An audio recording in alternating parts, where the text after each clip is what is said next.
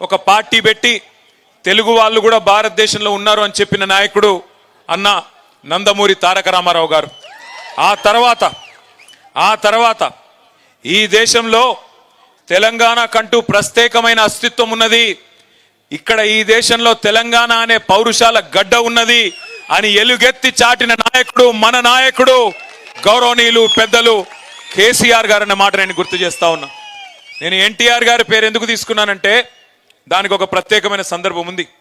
ఈ 76 ఏళ్ల భారతదేశ స్వాతంత్రానంతర రాజకీయ చరిత్ర చూస్తే 2 పార్టీలు, తెలుగు గడ్డ నుంచి పుట్టిన పార్టీలు విజయవంతంగా 25 ఏళ్ల పైచిలకు ప్రస్థానాన్ని కొనసాగించిన పార్టీలు 2.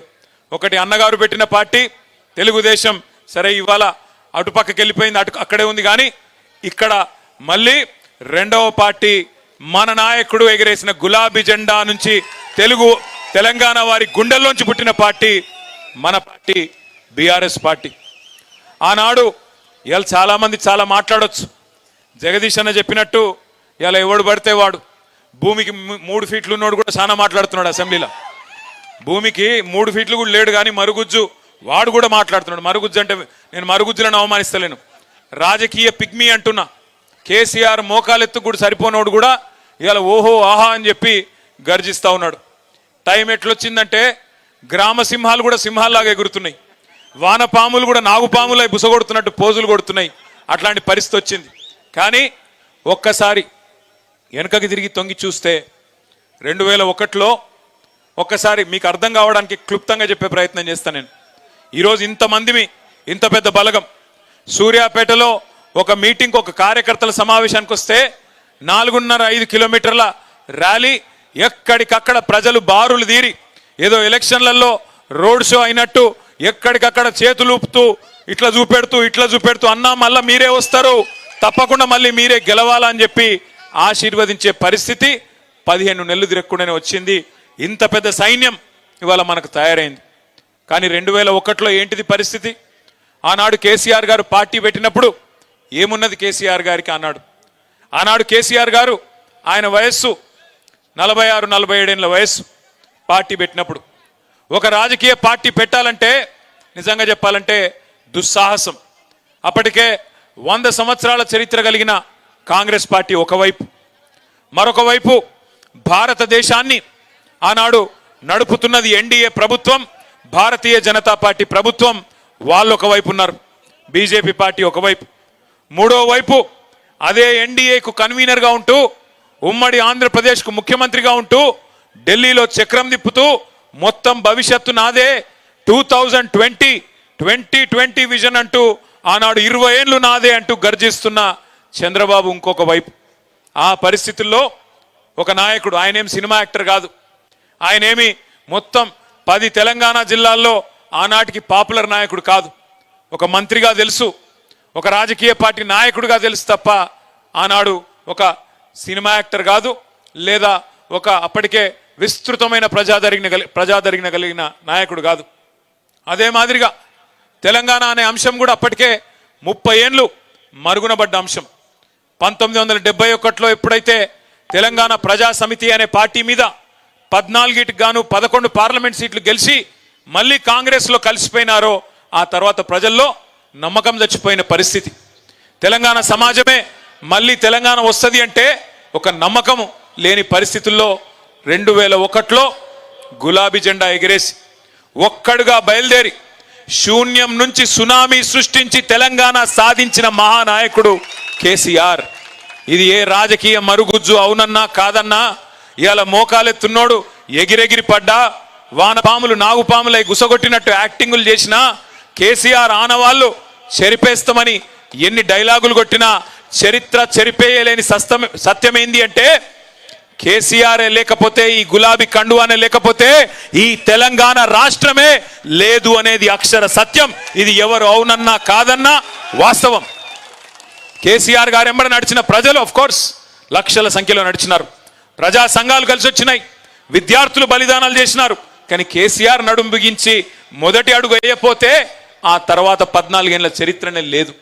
కానీ ప్రారంభించినాడు ఏముండే?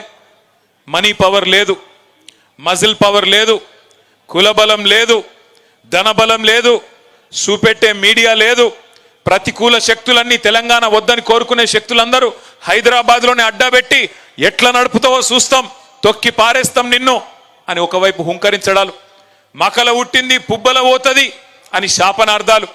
ఈ రకమైన వాతావరణంలో ఒక్కడుగా బయలుదేరి ఆనాడు పెద్దలు జగదీశ్వర్ రెడ్డి గారి కొంతమంది మిత్రులు ఉమ్మడి నల్గొండ జిల్లా నుంచి కూడా ఆనాడు తనతో పాటు బయలుదేరి విజయసింహారెడ్డి గారు ఇట్లా కొంతమంది మిత్రులు భరత్ గారు వీళ్ళు బయలుదేరి కొంతమంది ఆనాడు ఆయనతో పాటు ప్రయాణం ప్రారంభించినారు. ఒక్కొక్క అడుగే మరి వేసుకుంటూ 14 ఏళ్ళు. నిజంగా చెప్పాలంటే 25 ఏళ్ల టీఆర్ఎస్ పార్టీ చరిత్ర, బీఆర్ఎస్గా ఈరోజు ఉన్నాం. చరిత్ర చూస్తే 3 పాత్రల్లో కూడా విజయవంతమైన ఒకే ఒక్క పార్టీ భారతదేశంలో మన పార్టీ మాత్రమే. మొదటి 14 ఏళ్ళు ఉద్యమ పార్టీగా విశ్వరూపాన్ని చూపెట్టి భారతదేశానికే, దేశంలోని అన్ని వర్గాల ప్రజలకు ప్రజాస్వామ్యబద్ధంగా తమ కోరికలు నెరవేర్చుకోవచ్చనే ఒక అద్భుతమైన ఉద్యమ రూపాన్ని ఆవిష్కరించిన పార్టీ ఉద్యమ పార్టీ టిఆర్ఎస్. ఆ తర్వాత 10 ఏళ్ల పాటు అధికారం ఇస్తే పేదల కోసం ఎట్లా పనిచేయొచ్చు, ప్రజల కోసం ఎట్లా పనిచేయొచ్చు, స్వల్ప కాలంలోనే అన్ని అనుమానాలు పటాపంచలు చేస్తూ భారతదేశంలోనే నంబర్ 1 రాష్ట్రంగా ఎట్లా నిలపొచ్చు అని చూపెట్టిన నాయకత్వం కేసీఆర్ నాయకత్వం. అదేవిధంగా 15 నెలల కిందట అధికారం పోయింది, ప్రతిపక్ష పాత్రలోకి వచ్చినాం. ప్రతిపక్షంలోకి వచ్చిన తర్వాత ఇవాళ చిట్టినాయుడు ఏం చెప్తున్నాడు, టీవీలలో అటో చెంప ఇటో చెంప వాయిస్తున్నారు, నన్ను కూర్చొనిస్తలేరు, కుర్చీలో కూర్చున్నానో లేదో నన్ను బతకనిస్తలేరు అంటే ప్రతిపక్ష పార్టీగా కూడా ఇవాళ ప్రజల పక్షాన ఎలుగెత్తి పోరాడుతున్నది అసెంబ్లీలో కానీ బయట కానీ ఒకే ఒక్క పార్టీ బీఆర్ఎస్ పార్టీ మాత్రమే. ఒక్క మాటలో చెప్పాలంటే ఇవాళ ప్రతి తెలంగాణ బిడ్డకు గుండె ధైర్యం ఈ గులాబీ జెండా అనే మాట గంటా పదంగా మనందరం గర్వంగా చెప్పుకోవచ్చు. అట్లాంటి ఈ గులాబీ జెండా ఎగిరి 24 ఏళ్ళు నిండి 25వ సంవత్సరంలోకి వచ్చే నెల 27 తారీఖు నాడు అడుగుపెట్టబోతా ఉన్నాం. ఇవాళ మనకు ఉద్యమము కొత్త కాదు, అధికారము కొత్త కాదు, ప్రతిపక్ష పాత్ర కొత్త కాదు. కానీ ఇవాళ మనకు తిరిగి అధికారం కావాలని కోరుకోవడం మన కోసం కాదు. నేను 10 ఏళ్ళు మంత్రిగా పనిచేసిన, జయేశ్వర్ రెడ్డి గారు 10 ఏళ్ళు చేసినారు. ఈ వేదిక మీద కూర్చున్న వాళ్ళందరూ ఎమ్మెల్యేలు అయినారు, జెడ్పీ చైర్మన్లు అయినారు, ఊహించకుండా ఎమ్మెల్సీలు అయినారు, రకరకాల పదవులు వచ్చినాయి, జెడ్పీటీసీలు అయినారు, మున్సిపల్ చైర్మన్లు అయినారు, రకరకాల పదవులు వచ్చినాయి. ఇవాళ బీఆర్ఎస్ పార్టీ కొట్లాడుతున్నది, బీఆర్ఎస్ పార్టీ తిరిగి కావాలని కోరుకుంటున్నది అధికారం మన కోసం కాదు. ఆనాడు టీఆర్ఎస్ పుట్టుక చరిత్రలో ఒక అనివార్యమైన పరిస్థితిలోంచి వచ్చిన ఒక సందర్భం. ఇవాళ కూడా తిరిగి బీఆర్ఎస్ కు అధికారం కావాలని కోరుకోవడం మన కోసం కాదు, తెలంగాణ కొరకు ఒక చారిత్రక అవసరం ఖచ్చితంగా ఉన్నది. ఈ కర్కశ కాంగ్రెస్ పాలనను ఖచ్చితంగా మళ్ళీ వీళ్ళ పీడను వదిలించాలంటే గులాబీ జెండాతోనైతే తప్ప ఇంకో జెండాతోని కాదు అనే మాట ఇవాళ ప్రజలు గుర్తించినారు. అందుకే ఎక్కడ పోయినా ఈ 15 నెలల్లో, ఎక్కడికి పోయినా ఈ 15 నెలల్లో సరే మనం దెబ్బతిన్నాం, అసెంబ్లీలో ఓడిపోయినాం, ఉమ్మడి నల్గొండ జిల్లాలో ఒక సూర్యాపేట తప్ప 11 స్థానాలు కోల్పోయినాం. పార్లమెంటుకు పోయినాం, పార్లమెంట్లో 2 సీట్లు ఓడిపోయినాం. మొత్తం రాష్ట్ర వ్యాప్తంగా 1 సీటు కూడా రాలేదు. చాలామంది అన్నారు అయిపోయింది, వీళ్ళ పని అయిపోయింది, ఇక ఉన్న ఎమ్మెల్యేలు వెళ్ళిపోతారు, ఎమ్మెల్సీలు వెళ్ళిపోతారు, అసలు పార్టీయే మూతపడుతుంది అనే మాట కూడా మాట్లాడినారు. కానీ ఒక ఫినిక్స్ పక్షి కదా, ఎట్లా లేసి మళ్ళీ ఆకాశాన్ని అందుకునే విధంగా అద్భుతంగా తన పోరాట పటిమతోని ముందుకు సాగుతుందో అదే విధంగా ఇవాళ కదం దొక్కి అటు కాంగ్రెస్ కు ఇటు బీజేపీకి కాలరాత్రులు చూపెడుతున్న మీ అందరికీ హృదయపూర్వకంగా తలలు వంచి శిరస్సు వంచి నేను నమస్కారం చేస్తా ఉన్నా. హైదరాబాద్లో ఉన్న మేము ఒక్క పిలుపునిస్తే, ఒక్క నిరసన కార్యక్రమానికి పిలుపునిస్తే ఇవాళ క్షేత్రస్థాయిలో కేసులు పెట్టినా, ఎవడు బెదిరించినా, ఎవడు ఏమన్నా భయపడకుండా పోరాడుతున్న మీ అందరికీ హృదయపూర్వకంగా నేను మళ్ళొక్కసారి శిరస్సు వంచి నమస్కారం చేస్తా ఉన్నా. ఇది సామాన్యమైన విషయం కాదు మీరు చేస్తున్న పోరాటం. ఎందుకంటే మీరు చూస్తూ ఉన్నారు ఒక వికృతమైన మనస్తత్వం కలిగిన ముఖ్యమంత్రి. నిజంగా నేను అనుకున్నా చిన్న వయసులో ముఖ్యమంత్రి అయిండు, అదృష్టం బాగుంది, మరి పర్సనాలిటీ పెంచుకుంటాడేమో అనుకున్నా. ఎవరు? రేవంత్ రెడ్డి.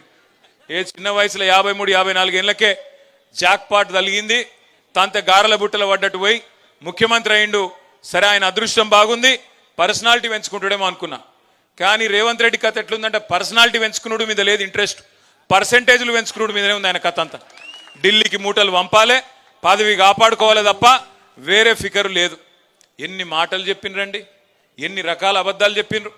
మొన్న ఒక మిత్రుడు వచ్చినాడు, మీ నల్లగొండ జిల్లా వాసే, బాగా రాస్తాడు, మంచి రైటర్, ఇక పేరెందుకులే కానీ ఆయన వచ్చి ఆయన ప్రభుత్వ ఉద్యోగంలో ఉన్నాడు.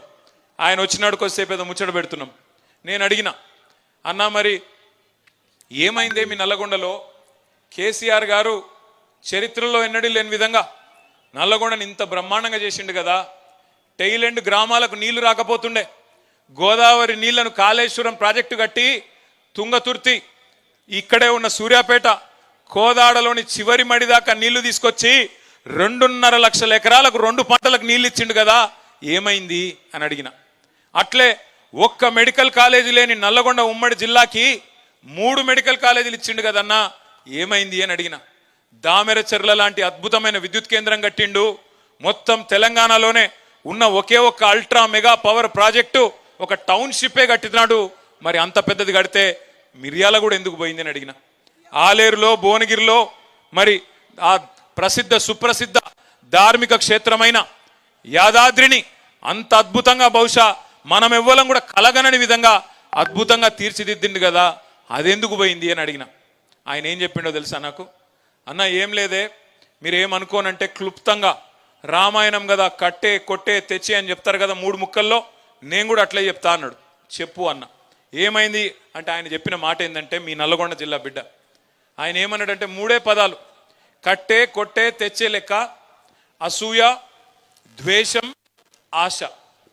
అసూయ ద్వేషం ఆశ, ఈ 3 పనిచేసినాయి అన్న అన్నాడు. అంటే ఏంది అని నేను అన్నా. అసూయ అంటే ఈ మల్లన్నాడు చూసినావు, అబ్బా అధికార పార్టీలకు రాగానే కొత్త కారు కొన్నాడు రా, కొత్త ఇల్లు కట్టిండ్రా, ఆయన కూడా కట్టుకునే ఉంటాడు అనేటోడు. కేసీఆర్ ప్రభుత్వంలో అందరి సంపద పెరిగింది, భూముల రేట్లు పెరిగినాయి, అందరి సంపద పెరిగింది, కానీ మల్లన్న మీద అసూయ పుట్టియాలి. ఓ భాస్కర్ రావు గారు కొత్త అంగేసిండు, అమ్మా నిన్న మొన్నటి దాకా ఆయన ఏదో ఇదివరకు అంగి లేకుండా తిరిగినట్టు బ్రహ్మాండంగా ఉండే ఆయన ఇదివరకు కూడా, కానీ ఇవాళ కొత్త అంగేదో వేసినట్టు ఆయన మీద అసూయ పుట్టించే విధంగా స్థానిక నాయకత్వం మీద ఈర్ష్య ద్వేషాలు కలిగే విధంగా ఒకవైపు ప్రచారం, మరొక వైపు ద్వేషం. ఏదో కేసీఆర్ గారు ఈ రాష్ట్రాన్ని ఆయన కుటుంబం కోసమే తెచ్చుకున్నాడు, ఆయన ఎవరిని కలవడట, అహంకారం అట, కుటుంబ పాలనట, లక్షల కోట్లు దోసుకపోయిందంట అని కేసీఆర్ గారి మీద ఏదో దొరనట, దొరపాలనట అని చెప్పి ద్వేషం నిండే విధంగా అగ్రనాయకత్వం మీద ఇంకోవైపు విష ప్రచారం. మూడోది ఆశ. కేసీఆర్ 10,000 ఇస్తుండు కదా, నేను 15,000 ఇస్తా. కేసీఆర్ ₹1,00,000 ఇస్తుండు కదా పెళ్లికి, నేను తులం బంగారం ఇస్తా. కేసీఆర్ 2,000 ఇస్తుండు కదా పెన్షను, ముసలోనికో ముసలవ్వకో ఇస్తున్నాడు, నేను ఇద్దరికి ఇస్తా, 4,000 ఇస్తా.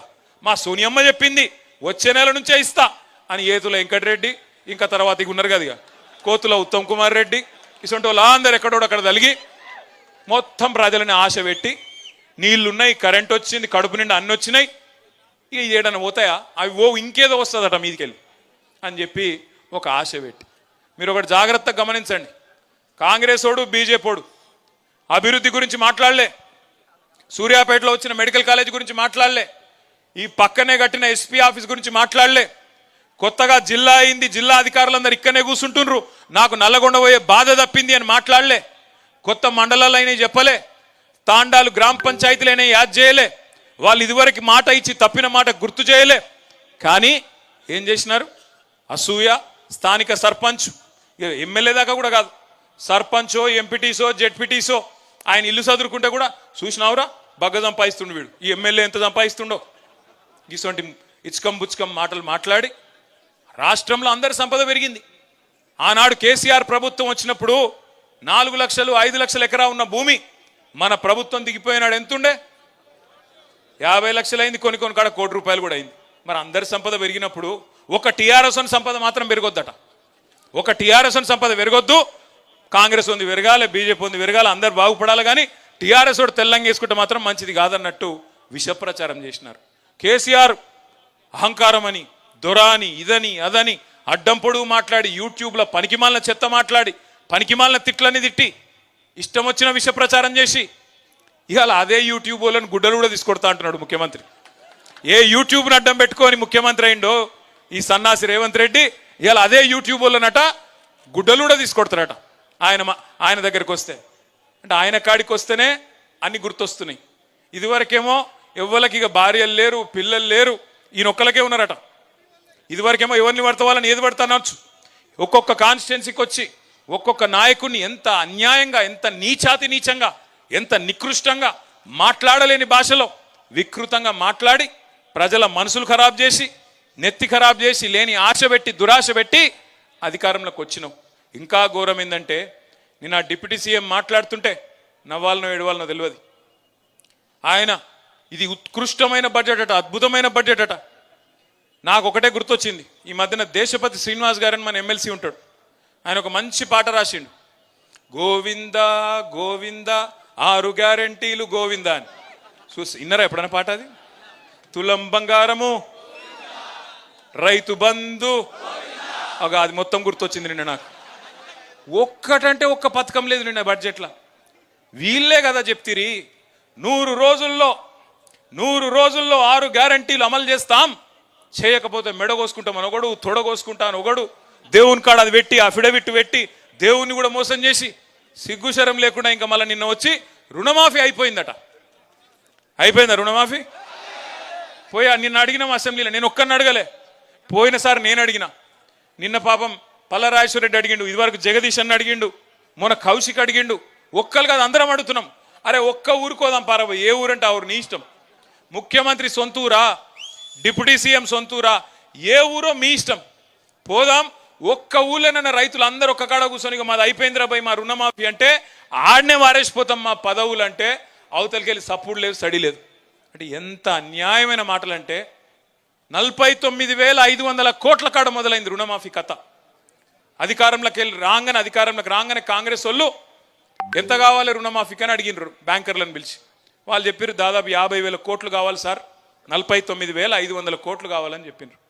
3వ రోజుకే ముఖ్యమంత్రి గారు మైకు పట్టుకొని ఏముంది 40,000 కోట్లు ఒక్క సంవత్సరం కడుపు కట్టుకుంటే కట్టి పారేస్తా అన్నాడు. నేను అనుకుంటే 2 ఆశ్చర్యమైంది నాకు.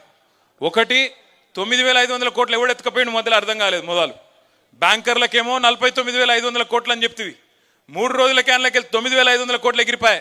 అదొకటి ఆశ్చర్యం. రెండవది ఒక సంవత్సరం కడుపు కట్టుకుంటే 40,000 కోట్లు వస్తాయట. ఇది మాకు తెలియకపోయా. 10 ఏళ్ళు ఉంటే కూడా మాకు తెలియకపోయా. అంటే 40,000 కోట్లు ఇచ్చేస్తా అన్నాడు ముఖ్యమంత్రి గారు. తెల్లారో మర్నాడో క్యాబినెట్లో పోయినారు. క్యాబినెట్లో పోయి మళ్ళీ క్యాబినెట్ ఏం ఆమోదిస్తుంది? 31,000 కోట్లు ఇస్తున్నాం రుణమాఫీకి అంటారు. మళ్ళీ 9,000 కోట్లు ఎగిరిపోయింది హుష్ కాకి. ఆడికెళ్ళి అసెంబ్లీకి వచ్చింది మా బట్టన్న ఓ బ్యాగ్ పట్టుకొని వచ్చిండు. ఇక బ్యాగ్ చూడంగానే పాపం రేవంత్ రెడ్డికి పాత జ్ఞాపకాలన్నీ గుర్తుకొస్తున్నాయి అనుకుంటా. పాత జ్ఞాపకాలన్నీ పాపం ఉన్నాయి కదా, మంచి మంచి జ్ఞాపకాలు. సో ఆ బ్యాగ్ పట్టుకొని చూస్తే, ఆ బ్యాగ్ ఓపెన్ చేస్తే ఏమున్నది? బ్యాగ్ తెరిస్తే 26,500 కోట్లట రుణమాఫీకి. ఇది పోయిన సంవత్సరం చెప్పిన మాట, పోయిన బడ్జెట్లో. ఈ బడ్జెట్లో ఏం చెప్పి ఎరికేనా? 20,000 కోట్లు కట్టేసినా అయిపోయింది రుణమాఫీ అంటాడు. ఎక్కడ 50,000 కోట్లు, ఎక్కడ 20,000 కోట్లు, మధ్యలో 30,000 కోట్లు ఎక్కడ పోయినాయి? ఎక్కడికి? 40 సార్లు ఢిల్లీ పోవడం అంటే మామూలు ముచ్చట్న? 40 సార్లు ఢిల్లీ పోతే పోయినప్పుడల్లా కనీసం 500 కోట్లు 600 కోట్లు వేసుకపోవాలి కదా, లేకపోతే తెల్లారి ఇక్కడికి వచ్చే వరకు మళ్ళీ పదవి ఊస్టింగే కదా. అవి ఆడికి పోతున్నాయి పైసలు. 30,000 కోట్లు రైతులు ఎక్కడ పోయినాయి అంటే టింగు అనుకుంటే ఢిల్లీలో రాహుల్ గాంధీ ఖాతాలా, ఖర్గే ఖాతాలా, ప్రియాంక గాంధీ ఖాతాలా అక్కడ పడుతున్నాయి తప్ప రైతు బంధు లేదు, ఏది లేదు. కేసీఆర్ గారు చిలకకు చెప్పినట్టు చెప్పిండు, ఈ సన్నాసులను నమ్మితే మునుగుతాము, రైతు బంధు రామ్ అవుతుందని చెప్పిండా? సూర్యాపేటలో కూడా చెప్పిండా? మరి ఇన్నారు మీరు? ఇన్లే. హుజూర్ నగర్ వాళ్ళు ఇన్లే. ఒక సూర్యాపేట వాళ్ళు ఇన్నారు బుద్ధిమంతులు, కానీ హుజూర్ నగర్ వాళ్ళు ఇన్లే, తుంగతుర్తి వాళ్ళు ఇన్లే. మళ్ళీ ఈ చూడు కూడా ఏం మెజారిటీలు నాకు అర్థం కాదు. ఎవరు పడితే వాళ్ళకే, అసలు ఇదివరకు అడ్రస్ లేని వాళ్ళకు 50,000 60,000 ఓట్ల మెజారిటీ ఇచ్చి గెలిపించి ఇలా కూర్చోబెట్టుకున్నారు నెత్తి మీద. కేసీఆర్ గారు పార్లమెంట్ అప్పుడే చెప్పిన, కృష్ణారెడ్డి గారు ప్రచారంకి వచ్చినప్పుడు, ఏరికోరి మొగాన్ని తెచ్చుకుంటే వాడు ఎగిరెగిరి తన్నిడని చెప్పారు. ఇప్పుడు 15-16 నెలలు అయితే ఒక్క పథకం అని ఉన్నదా? ఉన్నాయే పోయినాయి మొత్తం. గోదావరి నీళ్లు ఇగో ఇదే కిషోరు, ఇదే జగదీశ్వర్ రెడ్డి గారు, ఇదే బొల్లమ్మల్లయ్య గారు కిందవడి మీదవడి కేసీఆర్ గారు ఒక నీరటైన లెక్క పనిచేసి ఆ నీళ్ళన్నిటినీ ఇగో గేట్లు ఎత్తండి, చెరువులు నింపండి, తీసుకుపోండి అని పాపం కేసీఆర్ గారు తనలాడి నీళ్ళు ఇస్తే చివరి మడి వరకు మీరు ఒక్క ధర్నా చేసే అవసరం లేకుండా, రోడ్డు ఎక్కే అవసరం లేకుండా 2.5 లక్షల ఎకరాలకు సూర్యాపేట జిల్లాలో కాళేశ్వరం ద్వారా ఆ నీళ్ళని తెచ్చి మీ 2 పంటలు పండించింది కేసీఆర్. నల్లగొండ జిల్లాను మొత్తం తెలంగాణ రాష్ట్రంలోనే ఉమ్మడి నల్లగొండ జిల్లాను నంబర్ 1 జిల్లాగా వరి ధాన్యం ఉత్పత్తిలో చేసింది కేసీఆర్ ప్రభుత్వం. మరి అలా మీ సూర్యాపేట జిల్లాలో నీళ్ళ మంత్రి ఉన్నాడు, నీళ్లున్నాయా? మంత్రి అవుతున్నాడు, 6 ఫీట్లు ఉన్నాడు. మా జగదీశ్ అన్న 6 ఫీట్ల కంటే కొద్దిగా తక్కువనే ఉన్నాడు, కానీ నీళ్లు తెచ్చిండు. ఆయన మాత్రం ఆ సన్నాసి 6.5 ఫీట్లు ఏమున్నాడు, నీళ్లు మాత్రం లేవు. నీళ్ళ మంత్రి మళ్ళీ పేరుకు. ఏం చేయాలి? ఏం చేస్తున్నారు తెలుసా మీ నల్లగొండ మంత్రులు? ఒకడేమో SLBCలా 8 మంది ఇక్కపోతే ఆడపోయి చేపల కూర చేయించుకొని తింటుండు. ఆడ ఇంకా ఏమైంది ఆవిడ యాక్సిడెంట్ అంటే, ఏం లేదు ఇలా నీళ్లు వాటర్ కలిసినాయి అంటున్నాడు. అరే నీళ్లు వాటర్ కలిసిడు ఏంద్రాబాయ్, మాకెక్కడ తెలియదు కథ అంటే నీళ్లు వాటర్ కలిసినాయట. ఇక ఇట్లున్నారు మీ మంత్రులు. మీ ఒక ఆయననేమో నీళ్ళ మంత్రి, నీళ్లు లేవు. ఇంకొక ఆయనేమో నీళ్లు వాటర్. ఇంత గొప్పోలను ఎన్నుకున్న నల్లగొండ చైతన్యానికి హృదయపూర్వకంగా వందనం. నేను మిమ్మల్ని కోరేది ఒకటే, బాధపడేది ఏం లేదు. పోయింది అధికారమే, ప్రజల అభిమానం పోలేదు. ఇదే గులాబీ జెండా తిరిగి రావాలి, కేసీఆర్ ముఖ్యమంత్రి కావాలి అనే మాట ఇవాళ ప్రతి గుండెలోంచి వినబడతా ఉన్నది. ప్రతి గుండె చప్పుడు. మేమందరం తిరుగుతున్నాం. మన భాస్కరరావు గారు ఏదో సందర్భంలో కలిసినారు, చెప్తున్నారు, సార్ నిజంగా చెప్తా ఉన్నా, ఎక్కడ పోయినా ఎక్కడ తిరిగినా, అది నాగార్జున సాగర్ కావచ్చు, మిర్యాలగూడ కావచ్చు, పట్టి చెప్తున్నారు సార్, ఆపాపి చెప్తున్నారు, ఈసారి మీరే అంటున్నారు అనగానే మా జగదీశ్ అన్న నవ్వుతున్నాడు. ఈసారి మీరే అంటే పోయినసారి వేయలేదా మీరు అని అడుగు అని చెప్తున్నాడు. అట్లా ఈసారి మీరే అని పట్టి చెప్తా ఉన్నారు. ఎందుకు అంటే తెలిసిపోయింది, అర్థమైంది. నిజంగా కూడా మనకు మంచి జరిగింది, మనం బాధపడేదేం లేదు. ఎందుకంటే 10 ఏళ్ళు మననే చూసిండ్రు, తెలంగాణ వచ్చినాక ఇంకోళ్ళు కనబడలేదు. చూసి కొద్దిగా బోరు కొట్టినట్టుంది. అందుకే అప్పుడప్పుడు ఏంటంటే చీకటిని చూస్తేనే వెలుగు విలువ ఏందో అర్థమవుతుంది. చీకటిని చూస్తేనే వెలుగు విలువ అర్థమవుతుంది. అప్పుడప్పుడు గాడిదలను చూస్తేనే గుర్రాల విలువ కూడా ఏందో అర్థమవుతుంది. ఇవాళ అక్కడ ఉన్న కంచరగాడిదని చూసిన తర్వాత కేసీఆర్ ఏందో, బీఆర్ఎస్ ఏందో, ఎట్లా 10 ఏళ్ల పాటు అద్భుతంగా నడిపిండో అందరికీ అర్థమైంది. ఇవాళ మీరు ఒక్కటి దయచేసి గుర్తుపెట్టుకోండి, ఈ కాంగ్రెస్ వాళ్ళు కానీ బీజేపీ వాళ్ళు కానీ మనకేనాటికైనా శత్రువులే. ఇవాళ నీళ్ళు ఎందుకు వస్తలేవు? సామాన్యమైన ఒక మౌలిక ప్రశ్న, ఒక రైతు అడిగే ప్రశ్నకు సమాధానం ఉందా ఇళ్ళకాడ? ఎందుకు నీళ్ళు వస్తలేవు? కేసీఆర్ ఉన్నప్పుడు వచ్చినాయి, నువ్వు ఉన్నప్పుడు ఎందుకు వస్తలేవు అంటే సమాధానం చెప్పే సత్తా ఏ సన్నాసికి లేదు కాంగ్రెస్లో. ఒకడేమో మళ్ళీ కేసీఆర్ని తిడతాడు, నువ్వే తప్పు చేసిపోయినావు అంటాడు ఒకడు. మరి నేను కేసీఆర్ తప్పు చేస్తే ఆయన ఉన్నప్పుడు ఎట్లా వచ్చినాయి నీళ్ళు? ఒక మాట. రెండోది, ఇక్కడ బట్టి విక్రమార్క గారు వచ్చిపోయాను, ఇది కాళేశ్వరం నీళ్లు కాదు SRSP నీళ్లు అని చెప్పి అప్పట్లో జగదీష్ అన్నను కిషోర్ను వీళ్ళు ఇద్దరు కలిసి 1,00,000 జనార్చన అని చెప్పి మొత్తం కాలువల మీద కాళేశ్వరం నీళ్లకు ఒక మంచి కార్యక్రమం చేస్తే బట్టి విక్రమార్క వచ్చి తిట్టిపోయాడు, ఇది SRSP నీళ్లు కాళేశ్వరం నీళ్లు కాదన్నాడు. సరే ఇప్పుడు కాళేశ్వరం ఏదో కూలిపోయిందని లేనిది ఉన్నట్టు చూపెట్టే ప్రయత్నం చేస్తున్నారు. నేను బట్టిని అడుగుతున్నా, ఉత్తమన్నని అడుగుతున్నా, బట్టి అన్నను ఉత్తమన్నను ఇద్దరిని. మరి సరే అనుకుందాం, ఒక్క నిమిషానికి మీరు చెప్పింది నిజమే అనుకుందాం, కాళేశ్వరంలోకి వెళ్ళి నీళ్ళు వస్తలేవు అనుకో. మరి నువ్వు కట్టిన SRSP అయితే ఉంది కదా, ఇంకా మరి నీళ్ళు ఎందుకు వస్తలేవు? ఇప్పుడు కేసీఆర్ కట్టిన కాళేశ్వరంతోని తెలంగాణ ప్రభుత్వంలో అక్కడ కేసీఆర్ గారు ఉన్నప్పుడేమో నీళ్ళు వచ్చినాయి, మరి ఇప్పుడు మీ ప్రభుత్వం రాగానే ఎందుకు బంద్ అయినాయి అంటే సమాధానం లేదు. వాస్తవం ఏంది అంటే కేసీఆర్ గారి మీద గుడ్డి ద్వేషంతో, కేసీఆర్ ఆనవాళ్లను ప్రజలు మర్చిపోవాలనే ఒక గుడ్డి వ్యతిరేకతతో మేడిగడ్డలో ఒక్క పిల్లర్ మీద ఒక చిన్న పర్రెవడితే దాన్ని రిపేర్ చేయకుండా 15-16 నెలల నుంచి ఎండబెట్టి అక్కడి నుంచి నీళ్లు కిందికి ఆంధ్రాకు పోతున్నా ప్రేక్షక పాత్ర వహిస్తూ ఇవాళ మొత్తం లక్షలాది ఎకరాల్లో గోదావరి పరివాహక ప్రాంతంలో, మీ తుంగతుర్తిలో, మీ కోదాడలో, మీ సూర్యాపేటలో, పెన్పహాడ్లో పంటలు ఎండుతున్నాయంటే ఖచ్చితంగా ఇది కాలం తెచ్చిన కరువు కాదు, ఇది కాంగ్రెస్ తెచ్చిన కరువు.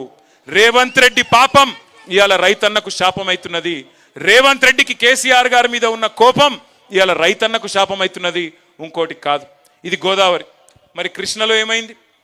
పోయిన వానాకాలం మంచిగా నీళ్లు వర్షాలు పడ్డాయి, నీళ్లు నిండా ఉండే, శ్రీశైలంలో కానీ నాగార్జున సాగర్లో కానీ పైన జూరాల్లో కానీ నిండా ఉండే నీళ్లు.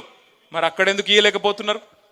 ఆనాడు టెయిల్ ఎండ్ దాకా ఇదే జగదీశ్వర్ రెడ్డి గారు, అదే భగత్, అదే భాస్కర్రావు గారు ఈ మొత్తం హుజూర్ నగర్లో ఆనాడు మన సోదరులందరూ కలిసి టైలెండ్ గ్రామాలకు నీళ్ళు ఇయ్యలేదా? చివరి పంట దాకా, చివరి మడి దాకా తడి అందలేదా? మరి ఇవాళ ఎందుకు వస్తలేవు? ఒక్కటే కారణం, కృష్ణలో పోయినప్పుడు కేసీఆర్ గారు ఉన్నప్పుడు మనం 36% నీళ్లు వాడుకున్నాం. కానీ ఈ సన్నాసుల ప్రభుత్వం వచ్చినాక 24% నీళ్లను కూడా వాడుకునే తెలివి లేక కిందికి నీళ్లను వదిలేసి ఆంధ్ర నుంచి ఆంధ్రకెళ్ళి కిందికి సముద్రంలో వదిలిపెట్టిన సన్నాసి ప్రభుత్వం రేవంత్ రెడ్డి ప్రభుత్వం, కాంగ్రెస్ ప్రభుత్వం.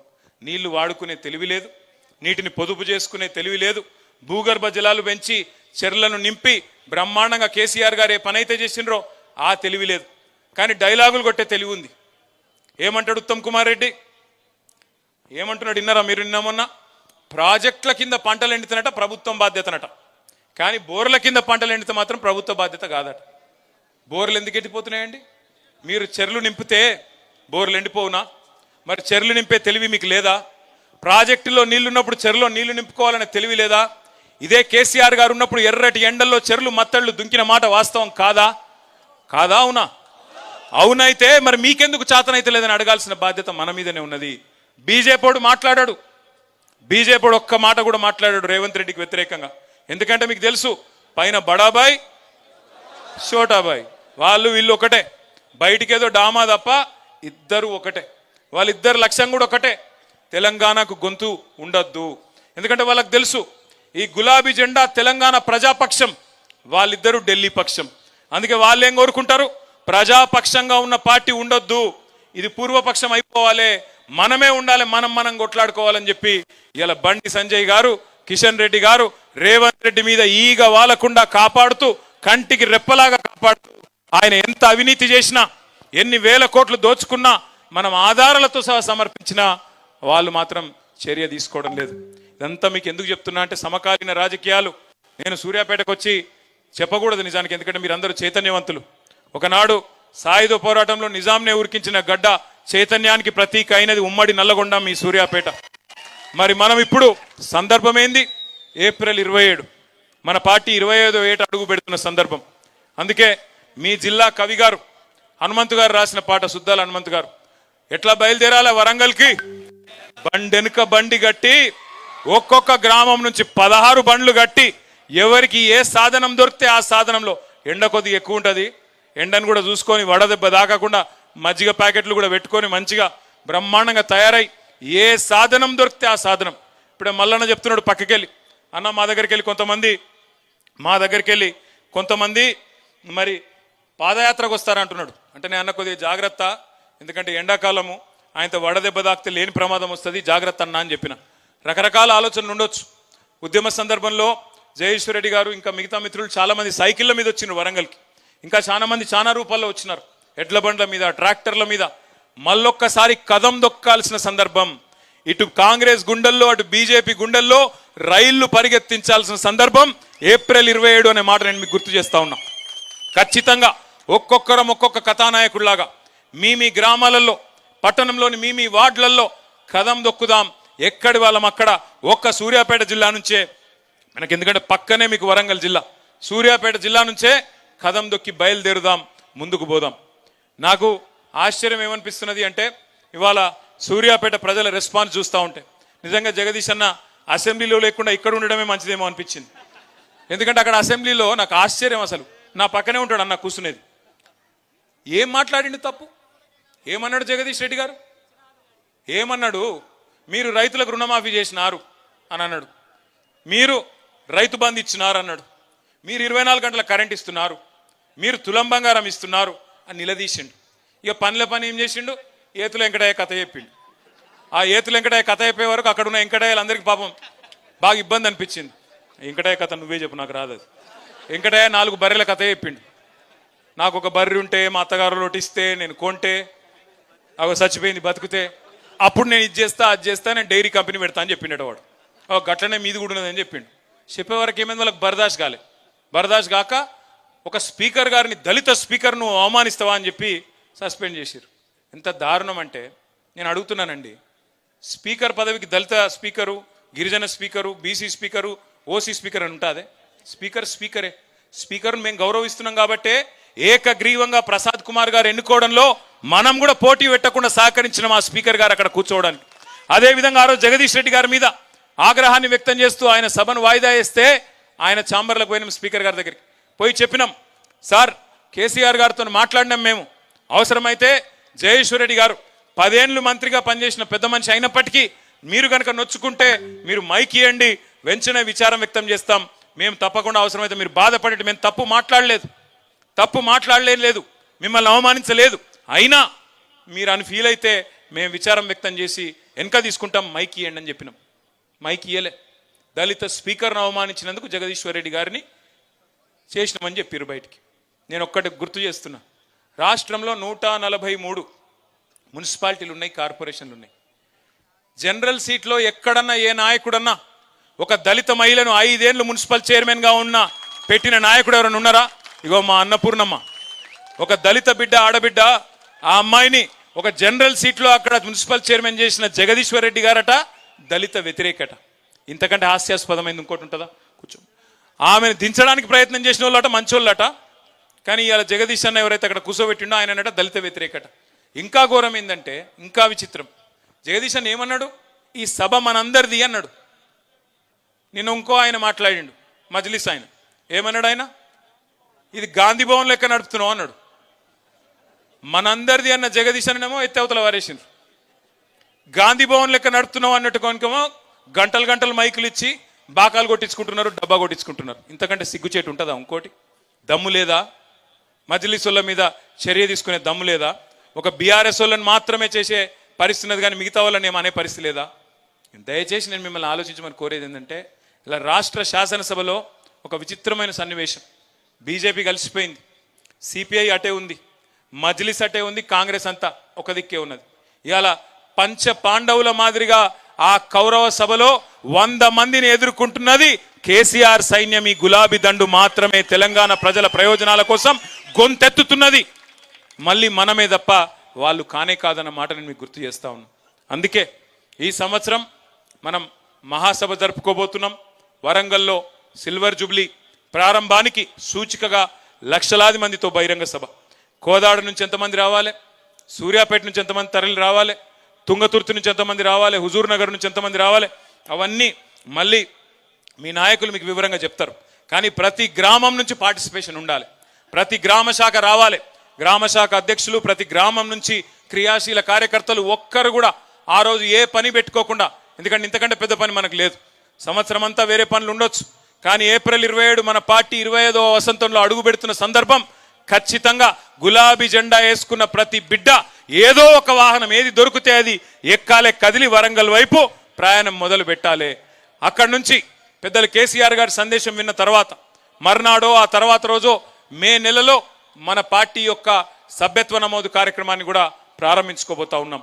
సభ్యత్వ నమోదు కార్యక్రమం అయిన తర్వాత అసెంబ్లీ అప్పుడు కొంతమంది, పార్లమెంట్ ఎన్నికలప్పుడు కొంతమంది, మన పార్టీ నాయకులు కొంతమంది అక్కడ ఇక్కడ వెళ్ళిపోవచ్చు, అక్కడక్కడ ఖాళీలు ఉండొచ్చు. అందుకే తిరిగి కొత్త కమిటీల నిర్మాణం పటిష్టంగా చేసుకుందాం. కొత్త కమిటీలు గ్రామ స్థాయి నుంచి, వార్డు స్థాయి నుంచి, బూత్ కమిటీ నుంచి బ్రహ్మాండంగా రాష్ట్ర కమిటీ దాకా అద్భుతంగా నిర్మాణం చేసుకుందాం. ఈసారి గీటురాయి ఒకటే. ఏ నాయకులైతే నికార్సైన నాయకులుగా కష్టకాలంలో కూడా పార్టీని పట్టుకొని ఉన్నారో వారికే పెద్దపీట వేద్దాం, వారినే ముంగడ పెట్టుకుందాం, వారినే నమ్ముకొని ముందుకు పోదాం. చిన్నోడు పెద్దోడు ఏముండదు పార్టీలో. మనం అనుకుంటే కేసీఆర్ గారు అనుకుంటే ఒక ఇంతమంది ఎమ్మెల్యేలు అయినాం, చిన్నోడు పెద్దోడు ఏముంటుంది. ఇలా మేము ఇక్కడ కూర్చున్నామంటే మీరందరు దయతో ఇక్కడ కూర్చున్నాం తప్ప, కేసీఆర్ గారి ఆశీర్వాదం, మీ దయ, ప్రజల ఒక ఓటుతో ఇక్కడ కూర్చున్నాం తప్ప మేమేం మీకంటే పెద్దవాళ్ళమేం కాదు. చిన్న పెద్ద ఏముండదు పార్టీలో, అందరం కూడా ఒకటే. అందుకే కింది స్థాయి నుంచి మళ్ళీ తిరిగి పునర్నిర్మాణం చేసుకున్న తర్వాత ఈ సంవత్సరంలోనే మన పార్టీ అధ్యక్ష ఎన్నిక, జిల్లా కమిటీల ఎంపిక, ఇవన్నీ కూడా పటిష్టంగా నిర్మాణం చేసుకుందాం. 32 జిల్లాల్లో, హైదరాబాద్తో సహా హెడ్ క్వార్టర్ అక్కడ కాబట్టి 32 పార్టీ ఆఫీసులు మనకున్నాయి. ప్రతి పార్టీ ఆఫీసును కూడా ఒక చైతన్య కేంద్రంగా మార్చుకొని కార్యకర్తల శిక్షణా శిబిరాలు కూడా అద్భుతంగా ఒక 3-4 నెలల పాటు నిర్వహించుకొని కాంగ్రెస్ ఏంది, బీజేపీ ఏంది, ఎవడి మోసం ఏంది, ఏ గ్రామంలో మనం చేసింది ఏంది, వాళ్ళు చేసింది ఏంది, ఏ రకంగా మోసం నడుస్తున్నదో చెప్పాలి. మోసం అంటే గుర్తొచ్చింది, నిన్న బడ్జెట్ అయిపోయింది, బయటికి వస్తున్నా, పేరొద్దులే కానీ ఒక కాంగ్రెస్ సీనియర్ ఎమ్మెల్యే కలిసి నేనన్నా, ఏమన్నా 100 రోజులు అంటిరి, ఏమైనా 6 గ్యారంటీలు అన్న 100 రోజులు అన్న మొదటి 100 రోజులు అనలేదు కదా ఆఖరి 100 రోజులు ఇస్తామంటుండు ఇవన్నీ ప్రజలకు చెప్పాలి ఆఖరి 100 రోజులు ఇస్తారట అంటే ఎంత లంగలో చూడురిగా మీరు అంటే ఇట్లాంటివన్నీ మనమే చెప్పాలి ప్రజలకి ఇంకెవరో చెప్పరు వాళ్ళ ఆలోచన ఎట్లుందంటే కాంగ్రెస్ వాళ్ళది ప్రజలను అమాయకులు అనుకుంటా ఉన్నారు లాస్ట్ 1 ఇయర్లో ఏదో ఇచ్చినట్టు చేస్తే ప్రజలు మళ్ళా గుద్దుతారు మనకే అనే ఒక అపోహలో ఒక అమాయకత్వంలో కాంగ్రెస్ వాళ్ళు ఉన్నారు అందుకే రేపు స్థానిక సంస్థల ఎన్నికలు కావచ్చు లేదా రాబోయే రోజుల్లో జరగబోయే ఉప ఎన్నికలు కావచ్చు ఆ తర్వాత వచ్చే రాష్ట్ర శాసనసభ ఎన్నికలు కావచ్చు అన్నిటిలో కూడా తిరిగి గులాబీ జెండా ఎగరాలి అంటే మీరే తప్పకుండా ఎక్కడి వాళ్ళు అక్కడ ఒక కేసీఆర్ లాగా గ్రామ స్థాయిలో కథానాయకులై విజృంభించాలి దానికి మొదటి అడుగు ఏప్రిల్ 27 నాడు చలో వరంగల్ మరి అందరం పోదామా వరంగల్కి బండెనక బండి గట్టి బయలుదేరదామా మళ్ళీ ఒక్కసారి మీ అందరికి కూడా మళ్ళీ సూర్యాపేటకు వస్తా మళ్ళీ మండలాల వారీగా కూడా కూర్చుందాం శిక్షణా శిబిరాల్లో కూడా